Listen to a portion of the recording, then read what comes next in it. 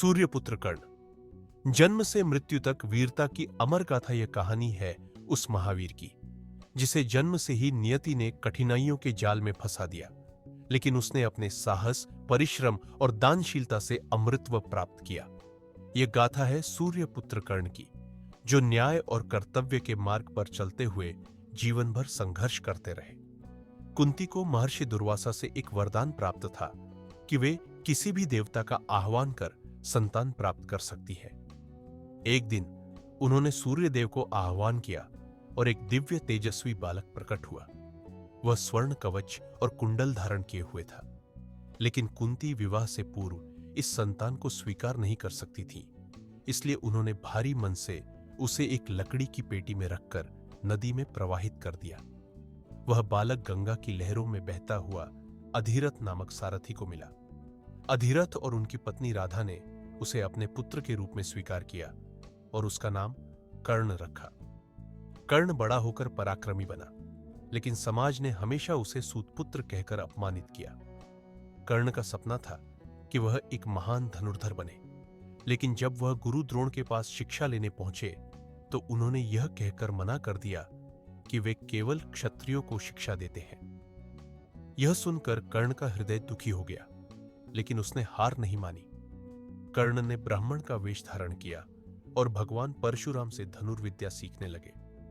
परशुराम ने उन्हें ब्रह्मास्त्र और दिव्यास्त्रों का ज्ञान दिया, लेकिन जब परशुराम को यह पता चला कि कर्ण क्षत्रिय नहीं बल्कि सूतपुत्र है, तो उन्होंने क्रोधित होकर शाप दिया कि जब कर्ण को अपने ज्ञान की सबसे अधिक आवश्यकता होगी तब वह इसे भूल जाएगा।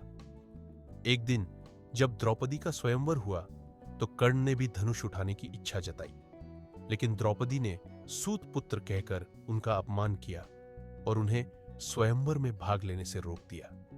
यह कर्ण के जीवन के सबसे बड़े अपमानों में से एक था। इसी समय दुर्योधन ने कर्ण की वीरता को पहचान कर उन्हें अंग देश का राजा बना दिया और वे अंगराज कर्ण कहलाए। कर्ण अपनी दानवीरता के लिए प्रसिद्ध थे। जब युद्ध से पहले इंद्रदेव ब्राह्मण के रूप में उनके पास आए और उनसे उनका स्वर्ण कवच और कुंडल मांगे, तो कर्ण ने बिना किसी संकोच के उन्हें दान कर दिया। इंद्र इस दानवीरता से इतने प्रभावित हुए कि उन्होंने कर्ण को शक्ति नामक अमोघ अस्त्र प्रदान किया। युद्ध से पहले श्री कृष्ण ने कर्ण को उनका जन्म रहस्य बताया और कहा कि वे पांडवों के बड़े भाई हैं। उन्होंने कर्ण से पांडवों का साथ देने का अनुरोध किया, लेकिन कर्ण ने दुर्योधन के प्रति अपनी मित्रता और कर्तव्य को निभाने का निश्चय किया। युद्ध के पहले दिन भीष्म पितामह ने कर्ण को कौरव सेना में शामिल होने से रोक दिया, क्योंकि वे उन्हें सूतपुत्र मानते थे। इस कारण कर्ण भीष्म पितामह के गिरने के बाद ही युद्ध में शामिल हो सके। जब कर्ण और अर्जुन आमने सामने आए तो दोनों के बीच भयंकर युद्ध हुआ। तभी कर्ण का रथ कीचड़ में धंस गया और वे अपना दिव्यास्त्र परशुराम के शाप के कारण भूल गए। श्री कृष्ण ने अर्जुन को आदेश दिया कि वे निहत्थे कर्ण का वध करें।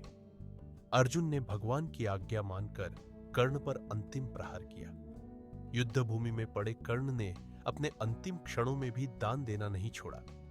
जब श्री कृष्ण ने उनकी परीक्षा लेने के लिए ब्राह्मण का वेश धारण कर उनसे दान मांगा, तो कर्ण ने अपना स्वर्ण दांत निकाल कर दे दिया। उनकी महानता को देखकर सूर्यदेव स्वयं आए और उन्हें स्वर्गलोक ले गए। कर्ण एक ऐसे नायक थे जिनकी महानता, दानवीरता और वीरता ने उन्हें अमर बना दिया। उनका जीवन हमें सिखाता है कि सच्चा सम्मान जन्म से नहीं बल्कि कर्म से मिलता है।